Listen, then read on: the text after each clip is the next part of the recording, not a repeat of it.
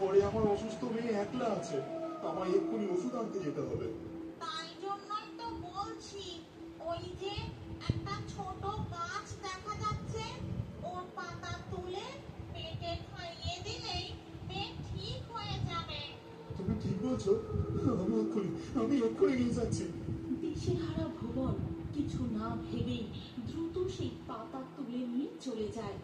তারপর বাড়ি পৌঁছে পাতা বেটে মেয়েকে খাইয়ে দেয়।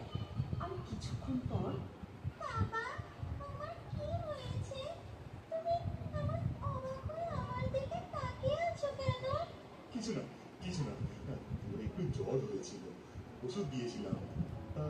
এখন শরীরটা কেমন লাগছে মা? আমি ভালো আছি বাবা, তুমি আর চিন্তা করো না। এইভাবেই ভুবন ও তুলির দিন কাটতে থাকে।